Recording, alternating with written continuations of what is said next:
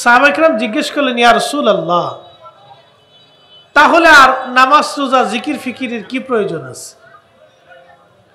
আল্লাহ তো কে জান্নাতি কে জাহান্নামী নির্বাচন করেই রাখছে। তখন আল্লাহর হাবিব বলেন, হে সাহাবীরা শোনো, আল্লাহ যেই দলকে ডান পাশে রেখে জান্নাতি ঘোষণা করছেন, এই দলকে আল্লাহ মুসলমান বানান এবং নামাজে জিকিরে ফিকিরে ইবাদতে আল্লাহ তাদেরকে রুজু করায় দেন। একসাথে বলা যাবে না সুবহানাল্লাহ? না আরেকটু জোরে বলেন সুবহানাল্লাহ। তাহলে আমরা যারা মাহফিলে বসছি, আমরা আল্লাহর মনোনীত, আল্লাহর কি পছন্দের মনোনীত। এই কাজের আঞ্জাম যারা দেয় তারা আল্লাহর মনোনীত। মসজিদে যারা নামাজে ঢুকে তারা আল্লাহর মনোনীত। রোজাতে যারা আসে তারা আল্লাহর মনোনীত। হজে যারা যায় তারা আল্লাহর মনোনীত। যাকাত যারা দেয় তারা আল্লাহর মনোনীত। এবং আল্লাহর কাজে যারা সাহায্য করে তারা আল্লাহর মনোনীত। এবং আল্লাহ এবং তার রাসূলের গোলামিতে যারা নিজেকে নিমজ্জিত রাখে তারা আল্লাহর মনোনীত। একসাথে বলা যাবে আল্লাহু আকবার। আমরা কার মনোনীত? আমরা কার পছন্দের? পছন্দ আছে বিদে আল্লাহ আমরা এখানে বসাইছি, এই কথাটা মনে রাখতে হবে। তা আমরা আল্লাহর পছন্দের ডান দল, ডানপন্থী, আমরা বামপন্থী না। আল্লাহ আমাদেরকে পছন্দ করছেন বিদায় কালেমা পড়াইয়া মুসলমান বানাইয়া আল্লাহ আমাদেরকে নামাজি, জিকির করনে वाला, इबादत करने वाला, रोजा रखने वाला, जाकात देने वाला, हज करने वाला, अल्लाह के मानने वाला, रसूल के मानने वाला अल्लाह আমাদেরকে বানাই দিয়েছে। তাহলে আমরা ডানপন্থী। কোন পন্থী? ডানপন্থী। আমরা ডান পাশের দল, আল্লাহর পছন্দের মনোনীত দল। তো এই জন্য আমরা যারা বাইরে অনেকেই আসে, মাহফিলে আসে, ঘোরাফেরা করে, চা খায়, বাদাম খায়, লটপটি চটপটি খায়, কেনাকাটা করে চলে যায়। তো এরা অনেক সময় অনেক কিছু বুঝে না। তো আল্লাহ আমাদেরকে মনোনীত করছেন, পছন্দ করছেন বিধায় আল্লাহ আমাদেরকে ভিতরে বসাইছেন। ভলেন্টিয়ার যারা আছেন, যদি সম্ভব হয় জায়গাটা একটু শুকনা করে দিয়ে, যদি একটু সালাটালা দিয়ে, পানিটা মুছা দিয়ে যদি একটু বসার ব্যবস্থা করে দেওয়া যায়, তাহলে কিছু মুসল্লিরা বসতে একটু সুবিধা হবে। ভলেন্টিয়ার বাইরে দেখেন এই খেদমতটা করা যায় কিনা। যদি সালাটালা দিয়ে মুছে একটু পাটি সব বা বিছানা দেওয়া যায়, অথবা নিচে প্লাস্টিক দিয়ে উপরে ওই বিছনা দিলে বসার কোনো ব্যবস্থা করা যায় কিনা, তাহলে সুবিধা হবে ইনশাল্লাহ। দেখেন, চেষ্টা করেন, আল্লাহ তৌফিক দিক। আমরা দুরূদ শরীফ পড়ি। আল্লাহুম্মা সাল্লি আলা মাওলানা মুহাম্মাদ ওয়া আলা আলি সাইয়্যিদিনা। আর একটু জোরে আল্লাহুম্মা সাল্লি আলা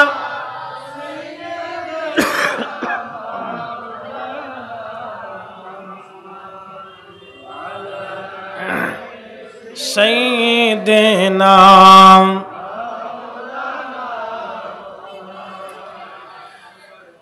এ দুনিয়া এমনি রবে,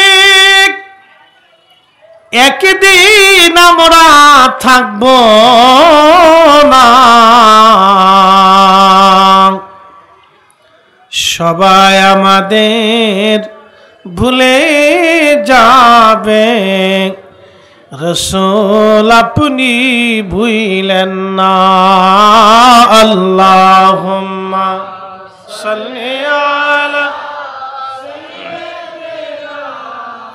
মাওলানা মুহাম্মাদ ওয়া আলা সাইয়্যিদিনা।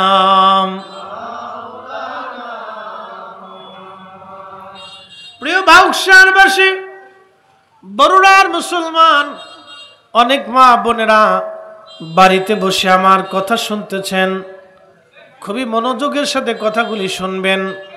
আল্লাহর কোরআন বলল, কাইফা তাকফুরুনা বিল্লাহি ওয়া কুনতুম আমওয়াতা। কি করে আমি আল্লাহকে তোমরা অস্বীকার করো, অথচ তোমরা নির্জীব ছিলে, প্রাণহীন ছিলে, অস্তিত্বহীন ছিলে, তোমাদের কোনো অস্তিত্ব সৃষ্টির মধ্যে ছিল না, তোমরা নির্জীব ছিলে, তোমাদের কোনো জীবন ছিল না। এই যে আপনি একটু খেয়াল করেন তো, এখানে আমরা যারা আজকে উপস্থিত হলাম, 100 বছর আগে এখানে আমাদের কেউ আর জীবিত নাই, 100 বছর বয়সের এরকম কেউ নাই। অথবা ধরেন 120 বছর আগে এই পৃথিবীতে আমাদের কোনো অস্তিত্ব ছিল না, 120 বছর পার হওয়ার পরে এই পৃথিবীতে আমাদের কোনো অস্তিত্ব আর থাকবে না। আমাদের পরে নতুন প্রজন্ম আসবে, আমাদের আগেও যারা ছিল, অগ্রজ যারা ছিল তারা কবরে চলে গেছে। আমরা যারা এখন আছি, আমাদের পরে আবার আরেকটা প্রজন্ম আসবে, আমাদের পরে আবার আমাদের সন্তানরা আসবে, আমাদের নাতিপুতিরা আসবে। এই মাহফিল চলমান থাকবে, এই কোরআনের কথাগুলি তখনও চলমান থাকবে, এই কোরআনের আইন তখনও থাকবে, কিন্তু আমরা থাকব না। কি কথা বলেন ঠিক কিনা? আমার দিকে তাকান, 1400 বছর আগের মুসলমান আর এখনকার মুসলমানের ঈমান কি একরকম? কখনোই একরকম না। আমি আজকে আপনাদের সামনে, গতকালকে এ সময় ছিলাম বিমানবন্দরে, তার আগের দিন এ সময় ছিলাম মসজিদে নববীতে, আজকে আমি এখানে, কালকে কোথায় থাকবো আমি জানি না। আবার বলি, আজকে আপনাদের এখানে, কালকে ছিলাম এ সময় মদিনা বিমানবন্দরে, তার আগের দিন ছিলাম মসজিদে নববীতে, আজকে এখানে, কালকে কোথায় থাকবো আপনিও জানেন না। আরে মাইক ঠিক করে, নাহলে আব্বাসী হুজুর কিন্তু রাগারাগি করবে। আমি তো ঠান্ডা মানুষ, ঠান্ডা দিয়ে বুঝাই দিতেছি, হুজুর কিন্তু গরম, পরে কিন্তু বিপদ আসবে, তোমার বিরাট বড় তুফান আসবে না, এটা আগে ঠিক করো। আমারে মানাইতে পারবা, কিন্তু হুজুরে মানাইতে পারতা না। ঠিক করো, ঠিক করো। এই জন্য আল্লাহ বলতেছেন, কাইফা তাকফুরুনা বিল্লাহ, তুমি কি করে আমাকে অস্বীকার করো, অথচ তুমি নির্জীব ছিলে, নিষ্প্রাণ ছিলে, অস্তিত্বহীন ছিলে। আমি আল্লাহ তোমাকে অস্তিত্ব দিলাম, ফাআহইয়াকুম, তোমাকে জীবন দিলাম। হিসাবটা আমাদেরকে বুঝতে হবে। আমরা পৃথিবীতে কেউ স্থায়ী না, এখানে অস্থায়ী। এই সুন্দর পৃথিবী ছেড়ে অবশ্যই একদিন আমাদেরকে কবরে চলে যাওয়া লাগবে, কিন্তু যাওয়ার আগে আমাদেরকে সামানা নিতে হবে। এই সামানার প্রথম সামানার নাম হলো ঈমান, দ্বিতীয় সামানার নাম হচ্ছে আমল। প্রথম সামানা ঈমান, দ্বিতীয় সামানার নাম আমল। শোনেন, মদিনাতুল মুনাওয়ারা থেকে একটু আগায় গেলে খন্দক, খন্দকের পিছনের একটা পাহাড়ের নাম হচ্ছে জাবালে সিলা। এই জাবালে সিলাতে একটা ছোট্ট গুহা আছে। এই ছোট্ট একটা গুহা, পাহাড়ের এক পাশে একটা ছোট্ট গুহা। এখানে আল্লাহ রসুল 3 দিন সেজদার মধ্যে পড়ে 3 রাত পর্যন্ত কেঁদেছিলেন আল্লাহর কাছে। কেন জানেন? আমাদের ক্ষমার জন্য। একসাথে বলা যাবে আল্লাহু আকবার। কয়দিন কয় রাত? জোরে বলেন, কয়দিন? 3 দিন 3 রাতে। আল্লাহর নবীর কোনো খানা ছিল না। যারা মদিনাতে থাকেন বা মদিনাতে গেছেন তারা জানেন আবহাওয়া শুষ্ক, বাতাস শুষ্ক। এখানে আপনি পানি পান না করলে কিছুক্ষণ পরে তৃষ্ণা লাগে, অটোমেটিক গলা শুকিয়ে যায়, অটোমেটিকভাবে গলা শুকায় আসে, জিহ্বা শুকায় আসে। কেন? বাতাস শুষ্ক। তা আল্লাহর নবী পাহাড়ে 3 দিন 3 রাত পর্যন্ত কাটাইলেন শুধু আমাদের জন্য, শুধু উম্মতের জন্য, উম্মতের নাজাতের জন্য। আল্লাহর নবী 3 দিন 3 রাত এই পাহাড়ে কাটিয়েছিলেন। মদিনাতে নবীজিকে 3 দিন 3 রাত খুঁজে পায় নাই কেউ। সারা মদিনায় কান্না এসে গেল,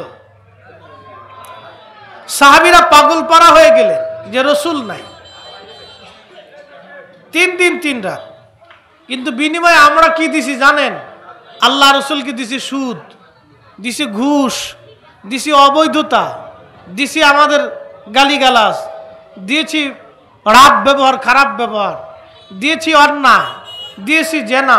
আল্লাহর নবীকে আমরা কিছু দিতে পারিনি, আল্লাহর হাবিবকে আমরা কিছু দিতে পারিনি, বিনিময়ে আমরা রসুলকে কিছু দিতে পারি নাই। আপনি আল্লাহ রসুলকে কিছু দেওয়ার চেষ্টা করেন। 3 দিন 3 রাত আল্লাহ রসুল ওই পাহাড়ে কাটিয়েছেন, শুধু আমাদের কারণে কান্না করছেন যে আমার উম্মতরে মাফ করে দাও, মাফ করে দাও।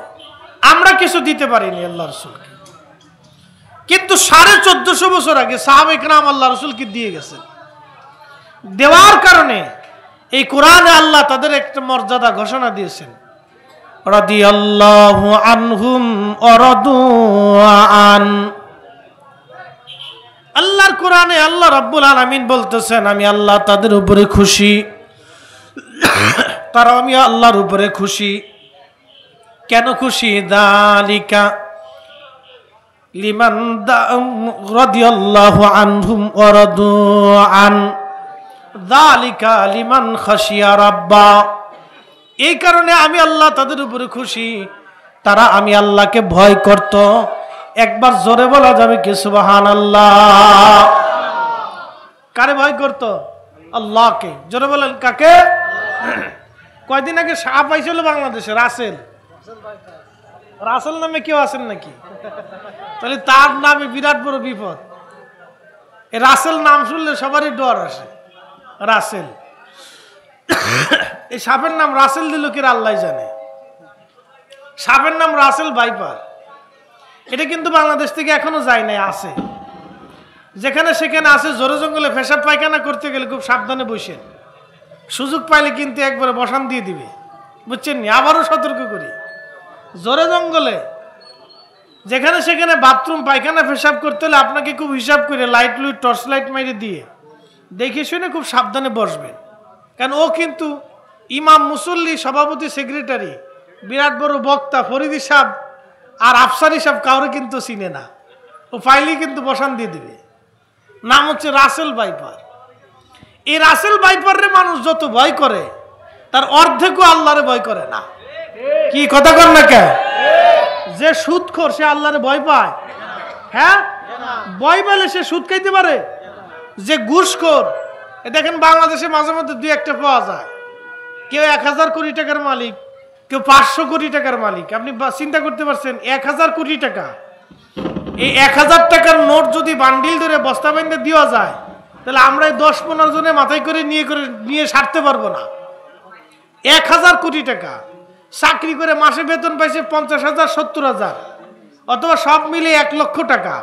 কিন্তু সেই 20 বছরে 1000 কোটি টাকার মালিক কেমনে হইলো? সব গরিব মানুষের টাকা, আমাদের টাকা ও চুরি করে খাইছে। ওগুলো বাংলাদেশের সুনামধন্য চোর। কি কথা বল না, ঠিক কিনা? ও যদি কোটি কোটি বার হজ করে, হজ হবে? একসাথে কন, একসাথে বলেন, হজ হবে? ও যে গরুর গোশত, খাসির গোশত দিয়ে খায়, ওটা গরুর গোশত না, ওটা হলো শুয়োরের গোশত। আস্তে কনকে, জোরে বলেন। ওটা কিসের গোশত? শুয়োরের গোশত। ওদের গরুর গোশত না, ওটা হালাল না। কারণ হালাল টাকা দিয়ে গরুর গোশত খাওয়া এটা হালাল, আর হালাল টাকা দিয়ে শুয়োরের গোশত কিনে খাওয়া হারাম। কি কথা কন না কে? আর হালাল টাকা দিয়ে শুয়োরের গোশত কিনে খাওয়া হারাম, আর হারাম টাকা দিয়ে গরুর গোশত কিনে খাওয়া হারাম। এটাও হারাম, এটাও হারাম। এই জন্য সেই গরিব মানুষের টাকা দিয়ে যত খাবার কিনে খাইছে, এই টাকা তার জন্য হালাল না, ওই খাবার হালাল না, ওই গোশ হালাল না, ওই তরকারি হালাল না, ও রিজিক হালাল না, ও পানি হালাল না, ওর বিছনা হালাল না, ঘর হালাল না, ওর বাড়ি হালাল না, ওর সব হারাম। ও কোটি বারো যদি হজ করে তাও হারাম। বাংলাদেশের এই সমস্ত কিছু মানুষ যে সৌদি আরবে ওই যে কোলট টাওয়ারে উঠে, কোলট টাওয়ার, এরপরে আপনার কি যেন আরো কতটি হোটেল আছে দামি দামি, 20 লক্ষ, 30 লক্ষ টাকা, 50 লক্ষ টাকা হজের প্যাকেজে যায় উঠে, খুব আরামে থাকে। আর শয়তানে হাসে আগে, সাসা পাবলিকের টাকা দিয়ে হজে আইছো তুমি, তোমার তো টাকা না, তুমি কোলট টাওয়ারেও যদি ঘুমাও আর যে টাওয়ারেও ঘুমাও হজ হবে না। কাবা শরীফে কয়েক কোটি বছরও যদি কাবার তাওয়াফ করে তো তাওয়াফ হবে না, কারণ এই টাকা তার টাকা না, এটা গরিব মানুষের টাকা। কথা কোন ঠিক কিনা? এটা আমাদের টাকা। এরকম বাংলাদেশে বহু আছে, এরা মনে করে যে আমরা জান্নাত পেয়ে গেছি। কতদিন? আল্লাহ বলছেন ফাহায়াকুম, তোমার জীবন দিলাম, সুম্মা ইউমিতুকুম, তোমার মৃত্যু দিব। এই কোরআন বলতেছে তোমাকে মৃত্যু দিব, মরণ দিব।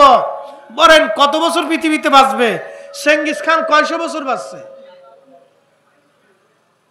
এত প্রতাপশালী বাদশা, যার নাম শুনলে বড় বড় সাম্রাজ্য থরথর করে কাঁপছে। 2 কোটি মানুষের জীবন সে কেড়ে নিয়েছে তার সাম্রাজ্য বাঁচানোর জন্য। চেঙ্গিস 3 দিনে খাওয়ারিজমে, বর্তমান উজবেকিস্তানে, তাজাকিস্তানে, তুর্কমেনিস্তানে এই খাওয়ারিজম সাম্রাজ্য আক্রমণ করে 3 দিনে সে 12 লক্ষ মুসলমান হত্যা করছে। চেঙ্গিস খান 3 দিনে 12 লক্ষ মুসলমান মেরেছিল। 3 দিনে 12 লক্ষ মানুষের জীবন কেড়ে নিয়েছিল তার সাম্রাজ্য বাড়ানোর জন্য। চেঙ্গিস আজকে নয়, চেঙ্গিসের সাম্রাজ্য নাই, চেঙ্গিসের আইন চলে না, আইন চলে আল্লাহর। আল্লাহর কথা বলেন ঠিক না? ঠিক। কার আইন চলে? সূর্য কার আইনে উঠে? এই বৃষ্টি কার আইনে আইছে? 1000 বছর চেষ্টা করলেও বৃষ্টি নামাইতে পারবে? 1000 বছর চেষ্টা করলেও বৃষ্টি থামাইতে পারবে? 1000 বছর চেষ্টা করলেও শীত থামাইতে পারবে? 1000 বছর চেষ্টা করলেও গরমে কি ঠান্ডা নামাইতে পারবে? পারবে। এগুলি আল্লাহর আইনে চলে, এগুলি সব আল্লাহর আইনে। 40 দিন এসির ভিতরে ছিলাম তো, এই জন্য ঠান্ডা লাগছে। মনে কিছু নিয়ে না, বিপদে আছি। এসি ছাড়া রাস্তা নাই, কি করবো? হেরেমে গেলেও এসি, বাসায় আসলেও এসি, মাঝখানে যাওয়া আসার ভিতরে। আর হজের টাইমে এবছর বহু হাজি মারা গেছে গরমে, 50 ডিগ্রি সেলসিয়াস। আরাফা থেকে হাইটে আইসে মুজদালিফা দিয়ে, এরপরে মিনা দিয়ে জামারতে শয়তানরে পাথর মারতে এসে হাজি শেষ, জান শেষ হয়ে গেছে হাজি। হিসাব করে দেখলাম যে প্রায় 25 কিলো রাস্তা হাইটে 45 ডিগ্রি সেলসিয়াস তাপমাত্রার গরমের ভিতরে। এবছর যারা হজ করছে তারা বুঝতে পারছে। এই জন্য যৌবনকালে হজে যাবেন। অনেকে চিন্তা হলো বুড়াটোরা ওই মরার আগে যায় একবার মাপসাপ চাই আসবানি, অনেকে চিন্তা ভালো না। এই জন্য শক্তি মুক্তি থাকতে হজে যাবেন, তাহলে এই হজটা একেবারে মোটামুটি একটা পারফেক্ট হয়। অনেকে গাড়িতে চড়ে আরামে হজ করে, হাঁটাহাঁটি করে যে হজ হয় এটা হলো অরিজিনাল হজ, এটা আল্লাহ রসুলের দেওয়া হজ। গাড়িতে চড়ে হজ হবে ঠিক নাই, সমস্যা না, কিন্তু আরাফা দিয়ে, মুজদালিফা দিয়ে, জমারাত দিয়ে, মিনা দিয়ে, শয়তানরে ফাতর পুত্রের মাইরে দিয়ে, মক্কায় এসে তাওয়াফ করিয়া, সাই করিয়া, এগুলো নিজে একসাথে শারীরিকভাবে শক্তি দিয়ে করলে এটার একটা মজা আছে, তৃপ্তি আছে। এই জন্য যৌবনে শক্তি থাকতে হজ করা ভালো। যাদের সামর্থ্য হয়েছে তারা চলে যাবেন, কৃপণতা করবেন না। মাশাআল্লাহ, আমাদের হুজুর আসছে, আমরা সবাই নারে তাকবীর, নারে রিসালাত, লতিফ হুজুরের আগমন, মিরশাহ হুজুর, পিসা হুজুরের আগমন, নারে তাকবীর। দরুদ পড়ি আল্লাহুম্মা সাল্লি আলা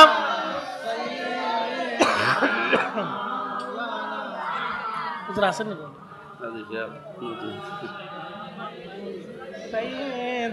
নাম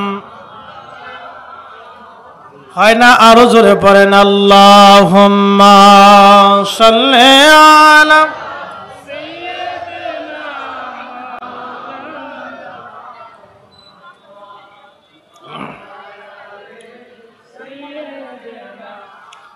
মাওলানা।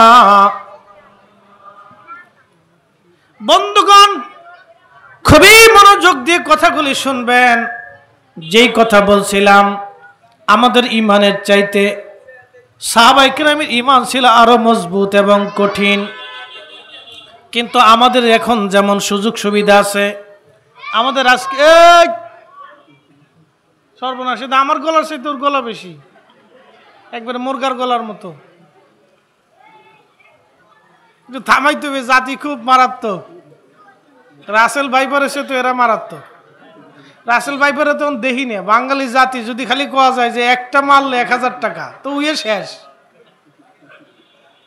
উইয়ে বাংলাদেশে খুঁজে পাওয়া যাবে না। ও চিন্তা করবে যে এদেশে আসলাম কে, খালি যদি ঘোষণা দেয় যে একটা মারলে 1000 টাকা, তা সারা জঙ্গলে খুঁজে পাওয়া যাবে না ওরে। খুব মারাত্মক। একসাথে ধরে বলি তো আল্লাহু আকবার। আচ্ছা, তোমার মা ওই মাইক কি সরাসরি এদিকে দেওয়া? এদিকে দিলে তো ওই সাউন্ডে ওইরকম কেক কেক করবো। হ্যাঁ, একটু হালকা যদি একটু ঘুরে ঘুরে দেওয়া যায়, স্টেজের দিকে সরাসরি একটা বক্স দাও, আর বাদ বাকিটা একটু হালকা হালকা একটু দূরে দূরে দিয়ে দাও, তাহলে সুন্দর হবে।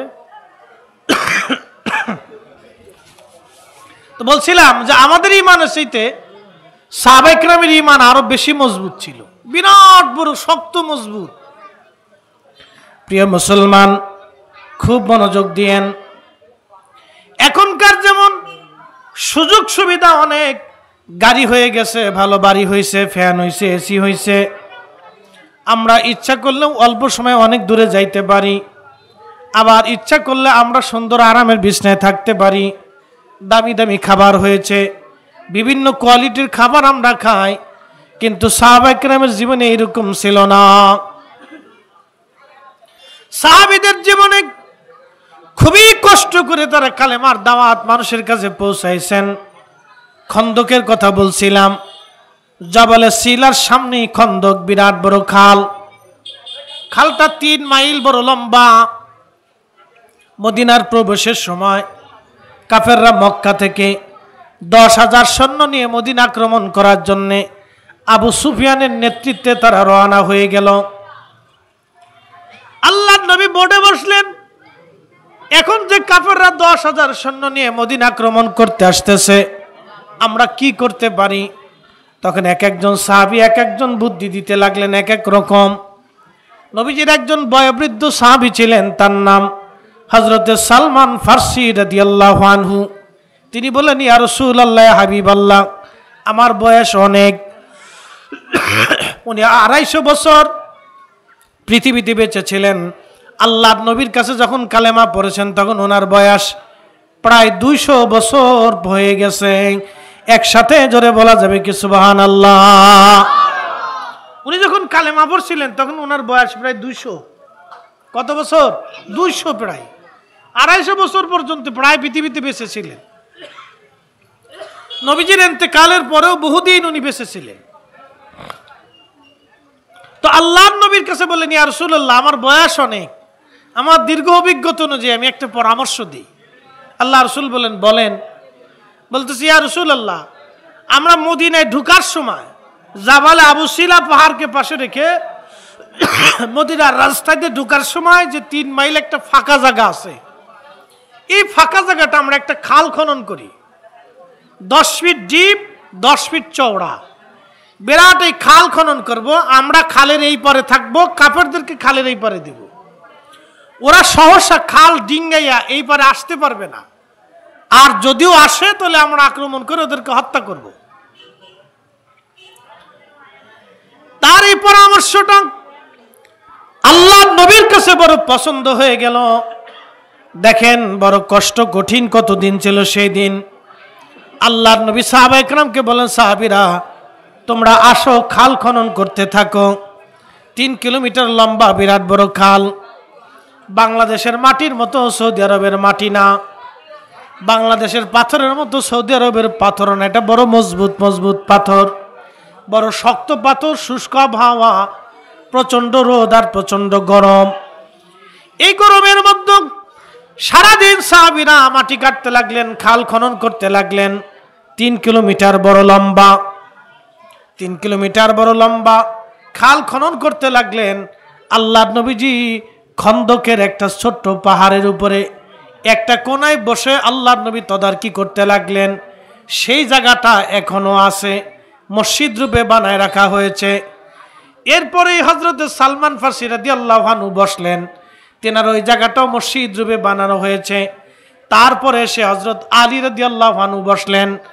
আলী রাদিয়াল্লাহু তাআলা আনহু যেখানে বসলেন ওইখানেও বর্তমানে মসজিদ আলী মসজিদ বানানো হয়েছে।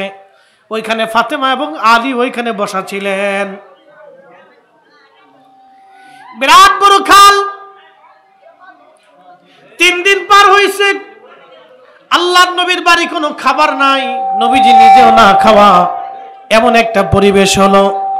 আল্লাহর নবী পেটের মধ্যে পাথর বেঁধে রাখলেন যাতে কষ্ট না হয় এবং ক্ষুধাটাকে চাপা দেওয়া যায়। পেটের মধ্যে পাথর বেঁধে নবীজি আলাদা একটা কাপড় দিয়ে চাপ দিয়ে পাথরখানা বেঁধে রাখছে। পাশেই বাড়ি ছিল হযরত জাবের রাদিয়াল্লাহু আনহু। সেই বাড়িটা এখন মসজিদ বানানো হয়েছে। জাবের রাদিয়াল্লাহু তাআলার বাড়ি হাইটে আসতে 10 মিনিট লাগে। যেখানে আল্লাহ রসুল বসলেন, সালমান ফার্সি, আলী রাদিয়াল্লাহু তাআলা সাহাবা ইকরাম খাল খনন করতেছিলেন, আল্লাহর নবী তদারকি করতেছিলেন। রসুল করিম নিজেও মাঝে মধ্যে খাল খননের কাজে নবীজি মাটি খুঁড়তেছিলেন। ওখান থেকে হাইটে আসতে 10-15 মিনিট লাগে জাবের রাদিয়াল্লাহু তাআলার বাড়ি। তা আল্লাহর নবী খাল খনন করতেছিলেন, মাটি নিজে মাথায় করে ফেলতেছিলেন। তেমন সময় আল্লাহ রসুলকে খুব ক্ষীণ দুর্বল দেখা যাচ্ছিল, মলিন দেখা যাচ্ছে। আল্লাহর নবীকে জাবের জিজ্ঞেস করলেন, ইয়া রাসূলুল্লাহ, ইয়া হাবিবাল্লাহ, নবীজি আপনাকে মলিন দেখা যায়, দুর্বল ক্ষীণ দেখা যায়। আল্লাহর নবী বললেন, জাবের রে, আজকে 3 দিন হলো কোনো দানা পানি আমার মুখে পড়ে নাই। আজকে 3 দিন হলো আমি ক্ষুধার্ত, 3 দিন হলো আমি না খাওয়া আছি। আল্লাহর নবীর সাহাবী জাবের রাদিয়াল্লাহু আনহু কেঁদে ফেললেন, ইয়া রাসূলুল্লাহ, আপনার জাবের কি মরে গেছে?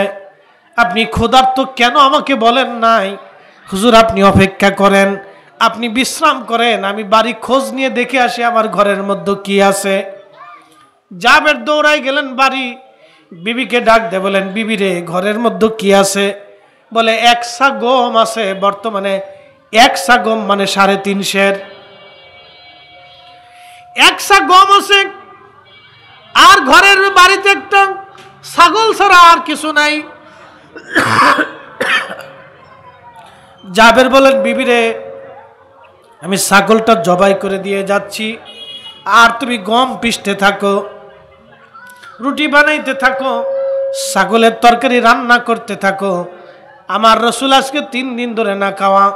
আল্লাহর হাবিব পেটের মধ্যে পাথর চাপা দিয়ে পাথর বেঁধে রাখছে। তুমি রান্না বান্না করো, আমি রসুলকে দাওয়াত করে আসি। হযরত জাবেরের স্ত্রী ডাক দিয়ে বলেন, স্বামী রে, দাওয়াত করবেন কিন্তু সাহাবীরা যাতে না জানে। আপনি রসুলের দাওয়াত করেন কিন্তু সাহাবীরা যাতে না জানে, কারণ অনেক সাহাবী, 3000 সাহাবী কাজ করতেছে। সবাই যদি আমার বাড়ি আসে, আমার বাড়ি গম আছে 3.5 সের, ছোট্ট একটা ছাগলের বাচ্চা, এছাড়া আর আমার ঘরে কিছু নাই। যদি সবাই আসে তাহলে আমি অপমান হব, আমি শরম পেয়ে যাব। আমি এত মেহমানদারি কেমনে করবো, আমার লজ্জা লাগবে। তা আপনি আল্লাহ রসুলকে কানে কানে বইলেন কিন্তু প্রকাশ্যে বইলেন না। হযরত জাবের রাদিয়াল্লাহু আনহু আবার দৌড়ে গেলেন ওনার বাড়ি থেকে। আল্লাহ রসুল যেখানে বসতেন বেশি দূরে না, একবারে দৌড়ায়। এখন বাড়িটা এখন মসজিদ বানায় রাখছে, মসজিদ ওপেন করে নেই। এবছর দিকে আসছি জাবের রাদিয়াল্লাহু আনহুর বাড়ি, মনোযোগ দিয়েন। এই জাবের রাদিয়াল্লাহু তাআলা খুব আশিক রাসূল সাহাবী ছিলেন, খুব আশিক রাসূল ছিলেন। তো দৌড়ায় যায় কানে কানে বলতেছি, ইয়া রাসূলুল্লাহ, আপনার জাবেরের বাড়ি 3.5 সের গম, 1 সা গম আছে, আর একটা ছাগলের বাচ্চা আছে, আমি জবাই করে দিয়ে আসছি, আর রুটি পিষতে বলছি, রুটি বানাইতে বলছি। হুজুর, আমার বাড়িতে আপনার দাওয়াত, কয়েকজন লোক আনতে পারেন সাথে। আল্লাহ রসুল দাঁড়ায় যায় বলে, না সাহাবীরা, তোমরা সবাই চলো, জাবেরের বাড়ি আমরা দাওয়াত। আরো জোরে, আরো জোরে। কয় হাজার সাহাবী আছে? 3000। কোন কোন বর্ণনা 1000ও আছে। যাক, যেহেতু 3000 সাহাবী কাজ করতেছিল, তা আমরা 3000ই ধরলাম। সবাই তো না খাওয়া। আল্লাহ রসুলের চিন্তা হলো, আমি যেরকম কাজ করতেছি, 3 দিন ধরে এখানে অবস্থান করতেছি, আমার যেমন দানা পানি নাই, তাহলে আমার সাহাবীদেরও দানা পানি নাই। এই জন্য আল্লাহ রসুল বলছেন, আল্লাহ কোরআনে বলছেন, বিল মুমিনিনা রাউফুর রহিম, আমাদের নবী হচ্ছে মুমিনদের জন্য দয়ালু, দয়াবান, দয়াল নবী। একসাথে বলা যাবে না আল্লাহু আকবার? কি নবী? আমরা বাঙালিরা খুদে খুদি ঝগড়া ফাসাদ করি খালি। মক্কায় যা দেখবেন কেউ হাত ছেড়ে দিয়ে নামাজে দাঁড়াইছে, বেশিরভাগ দেখবেন আফ্রিকান, হাত ছেড়ে দিয়ে নামাজ পড়তেছে, এটা মালিকি মাযহাব। অথচ ইমাম মালিকের বাড়ি মদিনাতে, মাযহাব চলে গেছে আফ্রিকাতে। আমাদের হানাফি মাযহাবের ইমাম হচ্ছে ইমাম আবু হানিফা রাহমাতুল্লাহ। মদিনার নবীর মসজিদে মিম্বরে, মসজিদে নববীতে তার নাম নুমান বিন সাবিত রাদিয়াল্লাহু আনহু সহ লেখা। আমি নিজে দেখে আসছি, নামের পিছনে রাদিয়াল্লাহু তাআলা আনহু লেখা। আমরা বড় হতভাগা, মাযহাব মানি না, বিরাট বড় হতভাগা, একবারে আন্তর্জাতিক হতভাগা। এটা এই হতভাগার আর বইলে কোনো লাভ নাই। মসজিদে নববীতে যার নাম সাহাবা ইকরামের নামের পরে রাদিয়াল্লাহু আনহু সহ লেখা, তারপরে ইমাম শাফিঈর নাম রাদিয়াল্লাহু আনহু সহ লেখা, তারপরে ইমাম আহমদ ইবনে হাম্বলের নাম রাদিয়াল্লাহু আনহু সহ লেখা, তারপরে ইমাম মালিক ইবনে আনাস রাদিয়াল্লাহু আনহু সহ লেখা। চার ইমামের নাম, চার ইমামের নাম। পৃথিবীতে প্রসিদ্ধ চারটে মাযহাব, এই মাযহাবের উপরে সারা পৃথিবীর মুসলমান আমল করে। নতুন করে ফিতনা বাঁধানোর কোনো কারণই নেই। কেউ হাত ছেড়ে দিয়ে নামাজে দাঁড়াইছে, কেউ কিন্তু ফাঁস থেকে বলে না ভাই আপনি নাভির নিচে হাত বাঁধেন, আপনি হাত ছাড়ছেন কেন? কেউ বুকের উপরে হাত বাঁধছে, এটা শাফি মাযহাব। কেউ কিন্তু বলে না আপনি হাত ছেড়ে দিয়ে নাভির নিচে বাঁধেন, আপনি বুকের বাঁধছেন কেন? আবার নাভির নিচে হাত বাঁধা। কেউ কিন্তু বলে না যে আপনি বুকের উপরে বেঁধে দেন, আপনি নিচে বাঁধছেন কেন? আবার মালিকি মাযহাবে যারা, তারা কিন্তু বলেন আপনি হাত ছেড়ে দেন, আপনি বাঁধছেন কেন? কোনো ঝগড়া নাই, সবাই যার যার মতো নামাজ পড়তেছে। কেউ নামাজের পরে দোয়া করতেছে, কেউ আজানের পরে দোয়া করতেছে, কেউ সাল্লাল্লাহু আলাইহি সাল্লাম নবীজির নাম শোনার পরে চুমু খাচ্ছে, কেউ বাধা দেয় না। বাংলাদেশের মসজিদে আর বাংলাদেশে যত যত ঠেলাঠেলি, ফাড়াফাড়ি, গুতাগুতি, লাফালাফি চলতেছে, এগুলি চলতেছে। আমরা তো সঠিক ইসলামের উপরে 1450 বছর ধরে আছি। শাহজালাল রহমতুল্লাহ যেটা আনছেন, শাহপরান যেটা আনছেন, খাজা বাবা আজমিরি যেটা আনছেন, দাতাগঞ্জে বক্স আনছেন, মুজাদ্দিদ আল ফসানি আল ফারুকি সেরহিন্দি আনছেন, শাহ ওলিউল্লাহ মুহাদ্দিস দেহলভী, শাহ আব্দুর রহিম মুহাদ্দিস দেহলভী, শাহ আব্দুল হক মুহাদ্দিস দেহলভী, শাহ আব্দুল আজিজ মুহাদ্দিস দেহলভী, যত উলামা ইকরাম, যত বড় বড় মুহাদ্দিসিন ইকরাম, তিনারা আমাদেরকে মাযহাব দিয়ে গেছেন। তিনারা আমাদেরকে নামাজের পদ্ধতি শিখিয়েছেন, দোয়া কালামের ইবাদতের পদ্ধতি শিখিয়েছেন। নতুন করে তো আমাদের শেখার দরকার না। কি কথা কন নাকি, ঠিক কিনা? এগুলো আমার দেশে ফিতনা বাঁধায়, অশান্তি বাঁধায়। আইসে বলবে যে না, নাভির নিচে হাত বাঁধার কোনো হাদিসই নাই, ওটা সহিহ হাদিস না, এটা বুঝবেন শয়তান। এটা কি জোরে বলেন? এটা আজাজিল। ও মসজিদ আইছে ভেজাল বাঁধানোর জন্য, নামাজ শেখানোর জন্য না। আমার দেশের লক্ষ লক্ষ মানুষ নামাজই পড়ে না। আমাদের কাজ হচ্ছে বেনামাজিরে নামাজি বানানো। কি কথা কন নাকি, ঠিক কিনা? মসজিদে ঢুকাইয়া নিয়ে আসা, মসজিদে ঢুকাইয়া ভেসাদ বাঁধানো না। আমাদের কাজ হচ্ছে বেনামাজিরে নামাজের জন্য মসজিদে ঢুকাই দিয়ে আসা।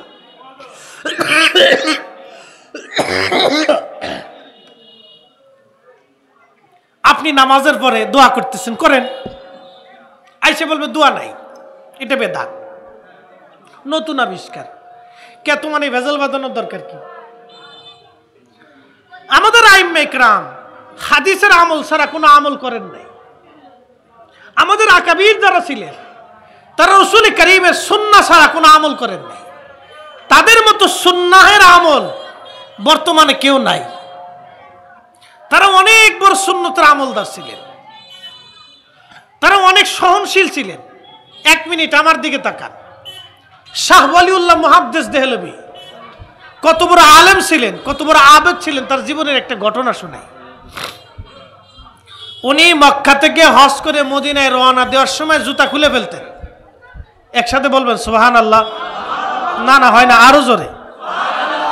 আপনি কি মনে করেন এই গরমে 40 ডিগ্রি সেলসিয়াস তাপমাত্রা একজন আশিক রাসূল খালি পায়ে হেঁটে মদিনায় যাচ্ছে, তাও কি উপমহাদেশের সর্বশ্রেষ্ঠ মুহাদ্দিস, সর্বশ্রেষ্ঠ মুহাদ্দিস উপমহাদেশের। পৃথিবীতে এই উপমহাদেশে কোনো মা ওনার মতো মুহাদ্দিস আর জন্ম দিতে পারবে না। শুধু এতটুকুনি বললাম, কোনো মা এই উপমহাদেশে কিয়ামতের আগে ওনার মতো মুহাদ্দিস জন্ম দিতে পারবে না। কোনো মা, কোনো মায়ের পেট থেকে আর আসবে না। ওনার মতো মুহাদ্দিস খালি পায়ে মক্কার পথ চলতেছে মদিনার দিকে, তো পায়ে ফুসকা পড়ে গেছে, রক্ত ঝরতেছে। ছাত্ররা জিজ্ঞেস করলেন, হুজুর আপনি এইভাবে চললে মারা যাবে,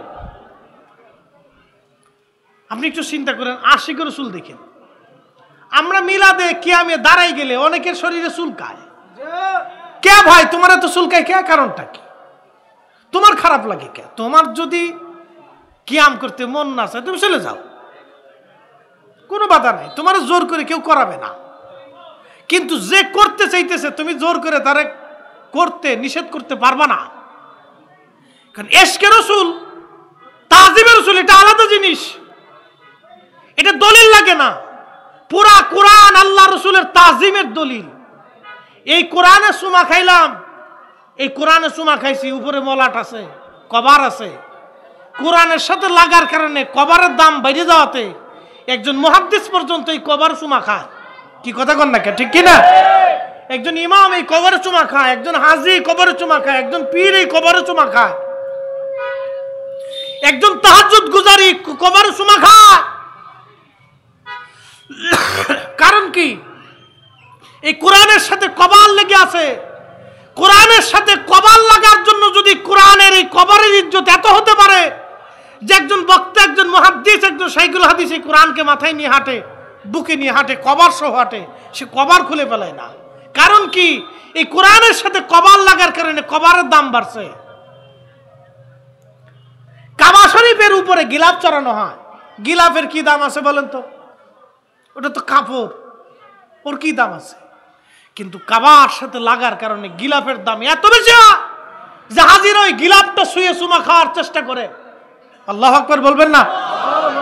গিলাফের কি কোনো আলাদা দাম আছে বাবা? কোনো দাম নাই।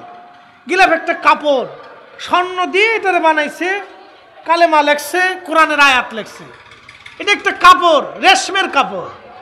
কিন্তু কাবা শরীফের সাথে গিলাফ লাগার কারণে, কাবার ইজ্জতের কারণে গিলাফের ইজ্জত হয়ে গেছে। তো কাবার সম্মানে যদি গিলাফের ইজ্জত হয়, কাবা শরীফে হাত দিয়ে জড়িয়ে ধরে অনেকে দোয়া করতেছে, কান্নাকাটি করতেছে। কারণ কি? কাবা একটা পাথরের ঘর, এর সম্মান এত হলো কেন? এটা বাইতুল্লাহ, আল্লাহর ঘরের কারণে, কাবার ইজ্জতের কারণে একজন মানুষ কাবা ধরে দোয়া করলে আল্লাহ তার মাফ করে দেয়। না না, একসাথে হবে না সুবহানাল্লাহ, আর একটু জোরে বলে সুবহানাল্লাহ। এই কাবার চারপাশে তাওয়াফ করলে আল্লাহ বেশি খুশি হয়, এবং এই তাওয়াফ করনেওয়ালাকে তাওয়াফ করা অবস্থায় আল্লাহ তার মাফ করে দেয়। আরো জোরে বলে সুবহানাল্লাহ। কারণ কি? খোদার ঘরকে তাওয়াফ করার কারণে মাফ হয়ে যায়। ঘরের কারণে যদি হাজির ইজ্জত বাড়ে, তো রাসূল কারীম হচ্ছেন হাবিবুল্লাহ, তিনি আল্লাহর বন্ধু, আল্লাহর বন্ধু, তিনি মাকামে মাহমুদওয়ালা, তিনি আল্লাহর পরে যার সম্মান, তিনি আমাদের প্যারা রাসূল, তাকে তাজিম করার কারণে উম্মতের দাম বাড়ে। কি কথা কন না, ঠিক কিনা বেটি? কার দাম বাড়ে? উম্মতের দাম বাড়ে, আমাদের দাম বাড়ে, আমাদের। এই জন্য সব জায়গায় মাসলা বাতাইতে যায় না। শাহ ওলিউল্লাহ মুহাদ্দিস দেহলভী রাহমাতুল্লাহ আলাইহি বলছিলাম, পায়ের জুতা খুলে ফেলে দিছে, রক্ত ঝরতেছে, পাথরি রাস্তা। এখন তো গাড়িতে 450 কিলোমিটার মক্কা থেকে মদিনা, 450 কিলোমিটার গাড়িতে চলে যাইতেও 6 ঘন্টা সময় লাগে। বাংলাদেশের গাড়ি না, সৌদি আরবের গাড়ি 100 কিলোমিটার গতিতে চলে, তারপরও 6 ঘন্টা 6.5 ঘন্টা লাগে মক্কা থেকে মদিনা পর্যন্ত। তখনকার দিনে মক্কা থেকে মদিনা পর্যন্ত পায়ে হেঁটে যেতে কত সময় লাগছে? সেই অবস্থায় শাহ ওলিউল্লাহ মুহাদ্দিস দেহলভী জুতা পরেন নাই। একসাথে বলবেন আল্লাহু আকবার। ছাত্ররা জিজ্ঞেস করলো, হুজুর আপনি এই অবস্থায় মারা যাবেন। শাহ ওলিউল্লাহ মুহাদ্দিস দেহলভী রাহমাতুল্লাহ আলাইহি জবাব দিলেন, বেটারা তোমরা কি জানো আমি কার দরবারে যাচ্ছি? তোমরা কি বুঝো আমি কার দরবারের দিকে যাচ্ছি?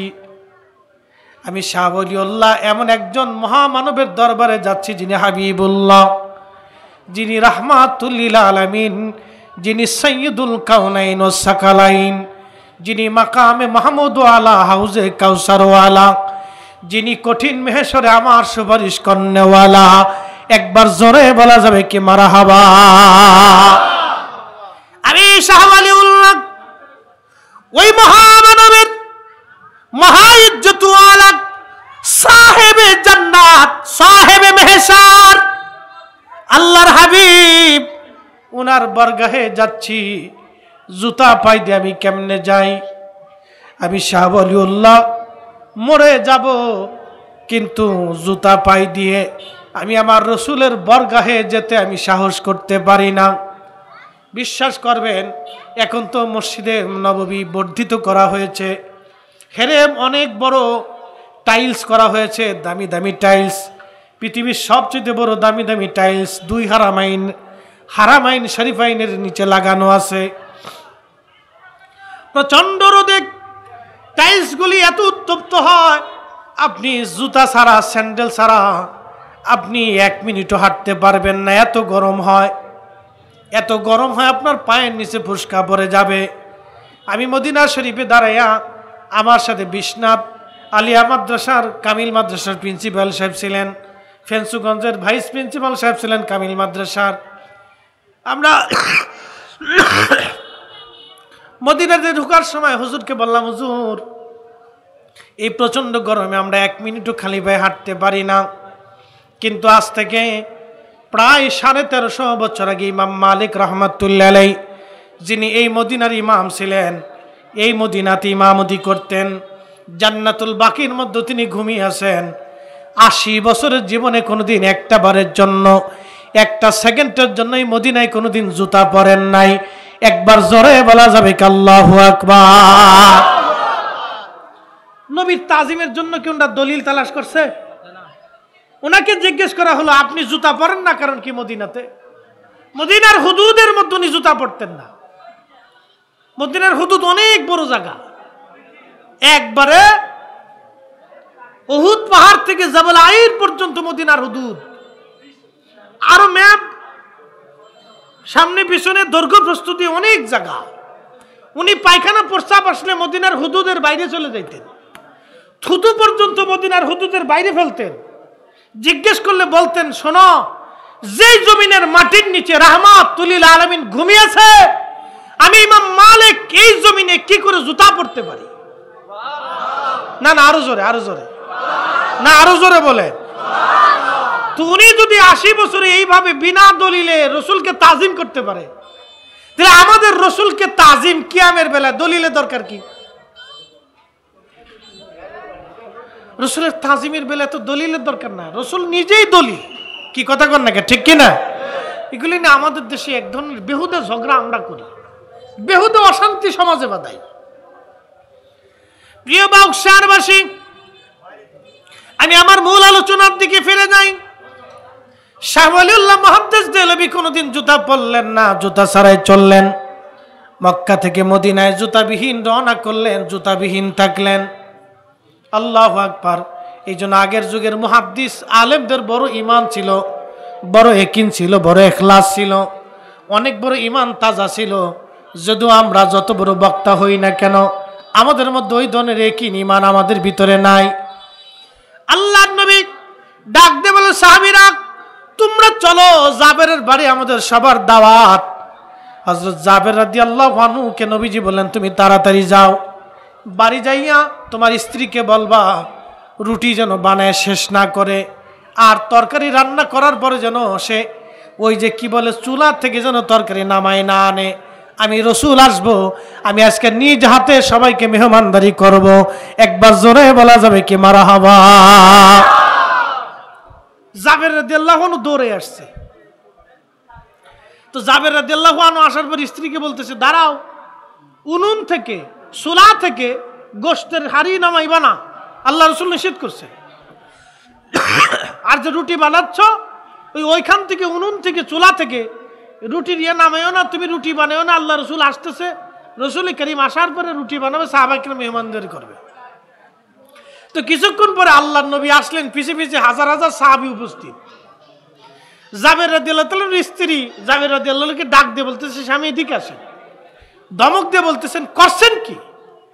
আপনারা না বললাম যে আল্লাহ রসুলকে কানে কানে দাওয়াত দিবেন, এত মানুষ দাওয়াত দিচ্ছেন, আমার লজ্জার ভিতরে ফেলে দিলেন 350 মাত্র জব একটা ছাগলের বাচ্চা, আমি এত মানুষের মেহমানদারি কেমনে করব?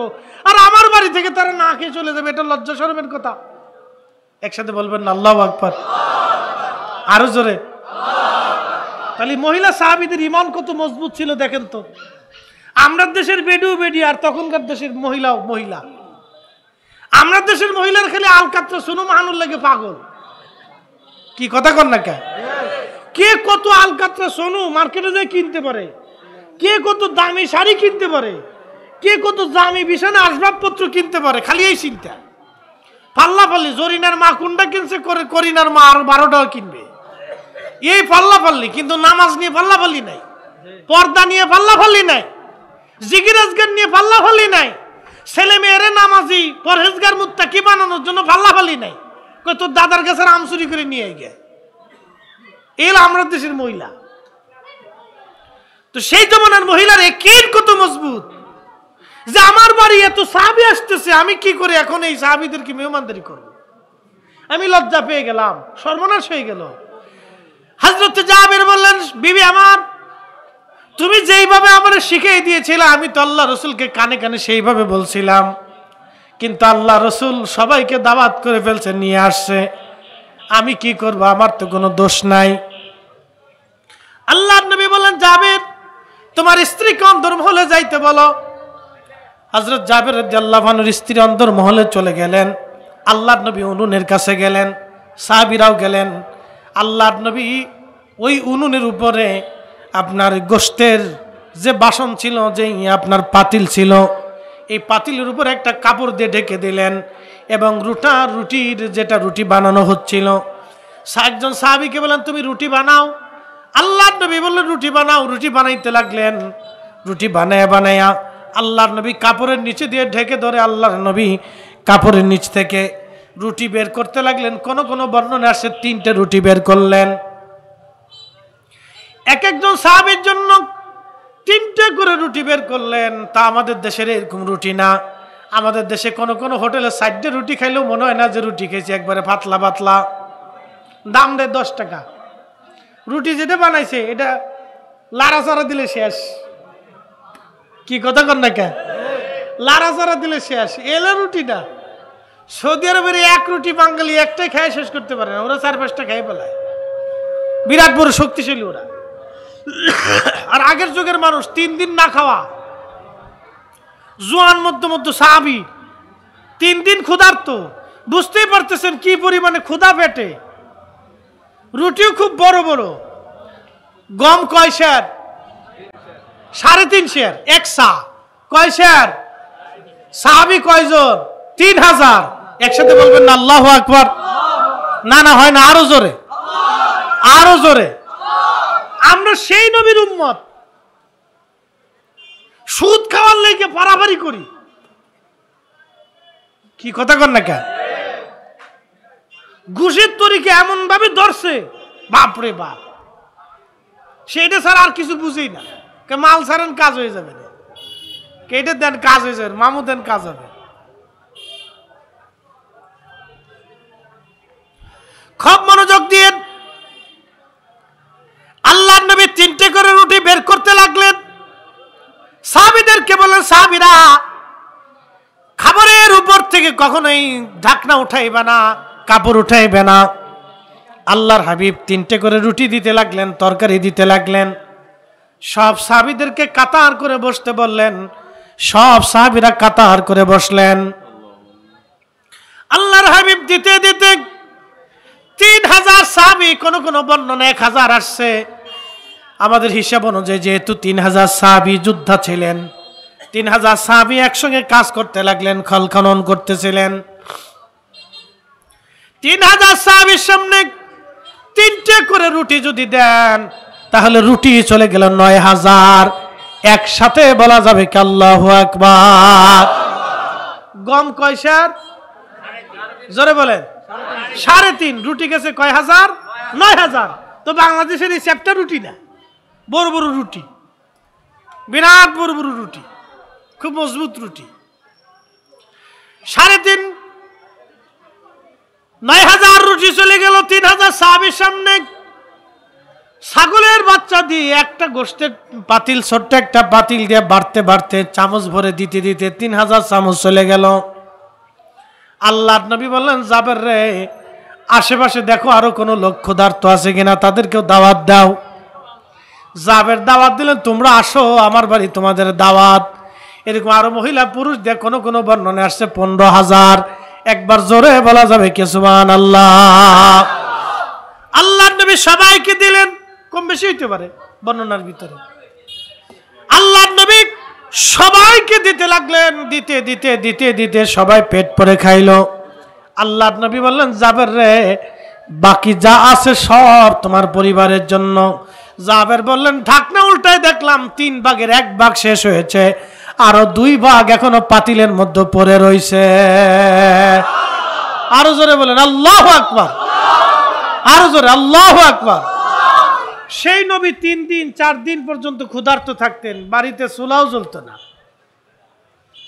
নবীর কি অভাব ছিল? অভাব ছিল না, কিন্তু ক্ষুধাটাকে বরণ করতেন। কারণ কি? আল্লাহর নবী জানতেন আমার বহু উম্মত আছে যারা ক্ষুধার্ত থাকবে, আমার অনেক গরিব উম্মত যারা না খেয়ে থাকবে। ওরা যাতে কোনোদিন বলতে না পারে যে আল্লাহ রাসূলের ক্ষমতা ছিল বিধায় জান্নাত থেকে খাবার এনে খাইছে। নবীজি পেট পুরে খেয়েছে। আল্লাহ রাসূল যদি বলতেন, আল্লাহ তুমি জান্নাত থেকে পাথর পাঠাইয়া আমার প্রাসাদ বানাই দিবা, এই গরমে আমার থাকতে পছন্দ হয় না। কতটুকু ছোট্ট ছোট্ট ঘরের ভিতরে যদি কোনোদিন বদরে যান তো দেখবেন সাহাবীদের বাড়ি এখনো আছে, আবু মুসা আশআরীর বাড়িটা এখনো আছে, হযরতে আবু যর গিফারি রাদিয়াল্লাহু আনহু সেই ছোট্ট ঘরটা এখনো আছে। ছোট ছোট ঘর ছিল, পাথর দিয়ে মাটি দিয়ে ঘরগুলি বানানো হতো, উপরে ছিল খেজুর পাতার ছাউনি। আহা, ফ্যান নাই, কারেন্ট নাই, বাতি নাই, এই ছোট্ট ছোট্ট ছোট্ট ছোট্ট ঘরের ভিতরে থাকতেন। যদি কোনোদিন মসজিদে নববীতে যান, এটা আমাদের সাথে গেলে আপনাদের দেখাইতে পারবো, খুঁটে খুঁটে দেখানো। যদি কোনোদিন মসজিদে নববীতে যান তো বেলাল রাদিয়াল্লাহু আনহু যেইখানে দাঁড়াইয়া আজান দিতেন, এই জায়গাটা এখনো মসজিদে নববীতে ওইভাবে করে রাখা হয়েছে, সেইভাবে উঁচু আছে। এটা একটা ছাদ ছিল। ছাদটা কি? বনু নজ্জার গোত্রের এক মহিলা সাহাবীর ছাদ ছিল মসজিদে নববীর সাথেই। তখন মসজিদে নববীর ডান পাশ ছিল এই জায়গাটা কোনাকুনি। আল্লাহ রাসূলের মিম্বর, সেই মিম্বর থেকে হুজরা মোবারক, রওজাতুম মিন রিয়াজিল জান্নাহ, জান্নাতের বাগান। একসাথে বলবেন আল্লাহু আকবার। আল্লাহ রাসূল বলেন, আয়েশা রে, আমার এই রিয়াজুল জান্নাতে ইবাদত করলে, নামাজ পড়লে যে কত পরিমাণে নেকি, এটা আমার উম্মত যদি দেখতো তাহলে পৃথিবীর ভিন্ন ইনসান থেকে হামাগুড়ি দিয়ে হলো আমার উম্মত এখানে আসতো।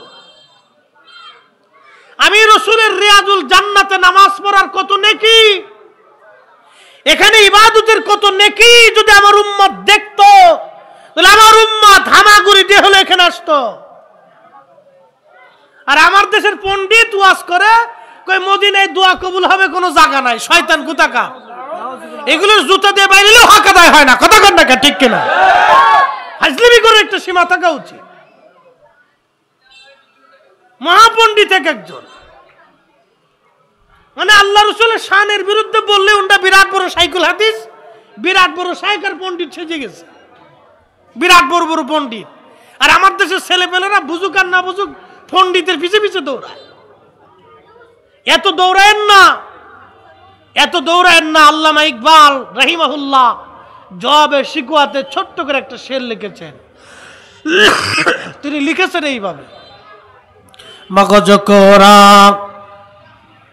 রুহে ইমা জান দিন, হাসতে হবে রাহমাতুল লিল আলামিন। কোরআনের মগজ বলো, ঈমানের রূহ বলো, এই কোরআনের সারমর্ম বলো, মগজ বলো, ঈমানের রূহ বলো, ধর্মের প্রাণ বলো। আল্লামা ইকবাল বলতেছেন সবকিছুর মূল হলো হাসতে হবে রাহমাতুল লিল আলামিন। আমার নবীর ভালোবাসাই হলো মূল। একবার জোরে বলা যাবে কি মারহাবা? আল্লাহুম্মা সাল্লি আলা লানা মুহাম্মাদ ওয়া আলা সাইয়্যিদিনা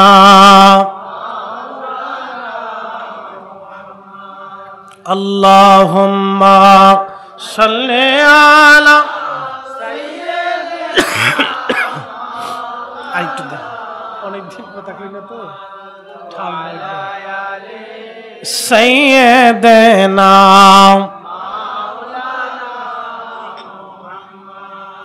কত যে নাম শুনিলাম এই চোখে দেখলাম না এ সুর যদি শুনে থাকো একবার খাবে আসো না হে রাসূল তোমায় ভালোবাসি অন্তরে শুধু মুখে নয় জান্নাতের আশায় নয় হে রাসূল জাহান্নাম কেউ ডরি না কত যে নাম শুনিলাম এই চোখে দেখলাম না এই সুর যদি শুনে থাকো একবার খাবে আসো না এ সুর যদি শুনে থাকো একবার খাবে আসো না প্রিয় ভাউকসারবাসী বরুণার মুসলমান কষ্ট দেওয়ার জন্য কোনো কথা বলতেছি না বাপ আহা আল্লাহ রাসূলের জীবন বড় কত চমৎকার ছিল 3 দিন সাহাবীরা ক্ষুধার্ত অবস্থায় 3 দিন সাহাবীরা ক্ষুধার্ত অবস্থায় মাটি কেটেছিলেন খাল খনন করতেছিলেন আল্লাহু আকবার 3 দিন না খাওয়া তারপরও কোনো সাহাবী কিন্তু ক্ষুধার আর্জি দেন নাই খাবারের কথা বলে ওখান থেকে তারা চলে আসেন নাই আল্লাহ আল্লাহ তাদের ঈমান কত মজবুত ছিল তাদের ঈমান কত মজবুত ছিল আমরা মুসলমান তারা মুসলমান আমরা মুসলমান তারা মুসলমান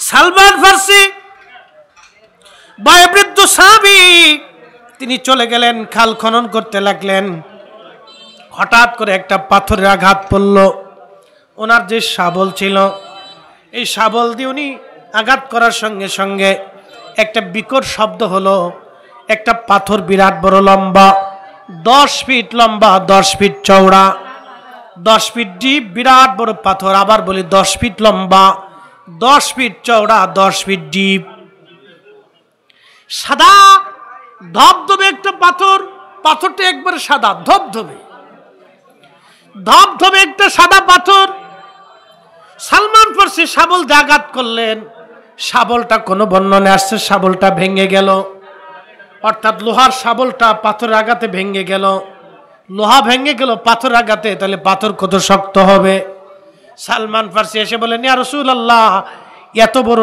পাথর পড়েছে একবারে বিরাট বড় পাথর 10 ফিট চওড়া 10 ফিট লম্বা 10 ফিট গভীর এই পাথর যদি সরাইতে না পারি তাহলে কাফেররা এই পাথরের উপর দিয়ে ঘোড়া দাবড়ায় আবার নিজেরা পায়ে হেঁটে এসে আক্রমণ করবে হুজুর এত বড় পাথর সরানোর মতো ক্ষমতা আমাদের নাই ইয়া রাসূলুল্লাহ এই পাথর আমরা কেমনে সরাবো আল্লাহর নবী বললেন তাহলে চলো আমার সঙ্গে আল্লাহর হাবিব গেলেন এই পাথরের মধ্যে আল্লাহর নবী প্রথমবার আঘাত করলেন প্রথমবার আঘাত করার পর একটা বিকট আওয়াজ হলো বিকট আওয়াজের সঙ্গে সঙ্গে আগুনের ফুলকিগুলি বের হয়ে আসলো আল্লাহর নবী তখন বললেন সাহাবীরা রে তোমাদের জন্য একটা সুসংবাদ পারস্য সাম্রাজ্য আমাদের দখলে আসবে একবার জোরে বলে সুবহানাল্লাহ কোন সাম্রাজ্য পার্সিয়ান পারস্য সাম্রাজ্য আমাদের দখলে আসবে এ আমার দিকে তাকান পার্সিয়ান সাম্রাজ্য ৩,৫০০ বছরের একটা সাম্রাজ্য, ৩,৫০০ বছর, ১-২ বছর না, ৩,৫০০ বছর। পার্সিয়ান, বর্তমান যে ইরান, এই ইরানের মূল এটা ছিল পার্সিয়ান সাম্রাজ্যের মূল। বিরাট শক্তিশালী একটা সাম্রাজ্য ছিল। ইরানিরা আগে থেকে যোদ্ধা, ইরানিরা আগে থেকে মেধাবী, ইরানিরা আগে থেকে জ্ঞানী, খুব মেধাবী তারা। খুব মনোযোগ দিন, এই বিরাট বড় পার্সিয়ান সাম্রাজ্য আমাদের দখলে আসবে এবং কিয়ামতের আগ পর্যন্ত কোন সাম্রাজ্য পার্সিয়ানে আর হবে না। একসাথে বলবেন আল্লাহু আকবার। না না, আরো জোরে, আরো জোরে। আল্লাহ রসুল কি বললেন? আমার দিকে তাকান। আমরা তো রসুলের এলেম নিয়ে খালি প্রশ্ন তুলি, খালি নানান কথা বলি। শাবল মারলেন, জিব্রাইল আসেন নাই। এই বর্ণনায় ভিতরে আসে নাই যে জিব্রাইল আসছে, এই বর্ণনায় জিব্রাইল আসার কোনো কথা নাই। শাবল মারলেন, শাবল বুঝতে পারছেন? আমরা যে শাবল দিয়ে মাটি খুঁজি না, তো এই শাবল জাতীয় আর কি, লোহার শাবল আল্লাহ রসুল আঘাত করলেন। বিকট একটা আওয়াজ হলো, সাদা মার্বেল পাথর, বিরাট বড় পাথর, বিকট আওয়াজ হলো, আগুনের স্ফুলিঙ্গ বের হয়ে আসলো, পাথরটা 3 খণ্ডে বিভক্ত হলো। একসাথে বলবেন আল্লাহু আকবার। কোন বর্ণনা আসছে 3 খণ্ডে বিভক্ত হলো। আল্লাহর নবী প্রথমবারে বললেন, সাহাবীরা তোমাদের জন্য সুসংবাদ, পার্সিয়ান সাম্রাজ্য আমাদের দখলে আসবে, কিয়ামত পর্যন্ত পার্সিয়ান সাম্রাজ্য আর আসবে না, এটা মুসলমানদেরই থাকবে। আরো জোরে, আরো জোরে, আরো জোরে, আল্লাহু আকবার। দ্বিতীয়বারে আবার আঘাত করলেন, আবার আঘাতে আবার বিকট শব্দ হলো, স্ফুলিঙ্গ বের হলো, প্রত্যেকটা খণ্ড আরো 3টে করে খণ্ড হলো। একসাথে বলবেন মারহাবা। নবী বললেন, সাহাবীরা রে, রোম সাম্রাজ্য মুসলমানদের অধিকারে আসলো, কিয়ামত পর্যন্ত আর কোন রোম সাম্রাজ্য পৃথিবীতে আসবে না। আরো জোরে, আরো জোরে। না না, হয় না, আরো জোরে। ফাওয়ার আসেনি? কথা কন না কেন? ফাওয়ার আসেনি? আল্লাহ রসুলের এলেম নিয়ে প্রশ্ন তোলাটা বোকামি, রসুলের এলেম নিয়ে প্রশ্ন তোলাটা বোকামি। আল্লাহ রসুলকে আল্লাহ এত পরিমাণে এলেম দিয়েছিলেন যার কোনো সীমানা নাই। এটা সীমানা আমরা বর্ণনা করতে পারবো না। খুব মনোযোগ দিন। আল্লাহর হাবিব রাসূল করিম সাল্লাল্লাহু আলাইহি সাল্লাম বললেন, রোম সাম্রাজ্য বিজয় হবে। এরপরে নবীজি আবার আরেকটা আঘাত করলেন, আর একটা আঘাত করার পরে স্ফুলিঙ্গ বের হলো, বাকি খণ্ডগুলি আরো 3টা করে খণ্ডে বিভক্ত হলো। আল্লাহর নবী বললেন, ইয়ামান আল্লাহ আমাকে দিয়ে দিলেন। ইয়ামান, বর্তমান যে ইয়ামান আপনারা দেখেন, নাম শুনেন ইয়ামান। ইয়ামানের মানুষ খুব ভালো। সৌদি আরবে যারা ইয়ামানে কাজ করে তারা খুব ভদ্র এবং নম্র। ইয়ামানের মানুষ খুব ভালো, সুন্দর আচরণ এদের। আল্লাহর নবী বললেন, কিয়ামত পর্যন্ত ইয়ামান আল্লাহ আমারে দিয়ে দিলেন। এই ইয়ামানে কিয়ামত পর্যন্ত ইসলাম থাকবে। একবার জোরে বলা যাবে কি সুবহানাল্লাহ? ইয়ামান আমাকে আল্লাহ দিয়ে দিলেন, ইয়ামান বিজয় হবে, ইয়ামানও বিজয় হবে। আল্লাহু আকবার।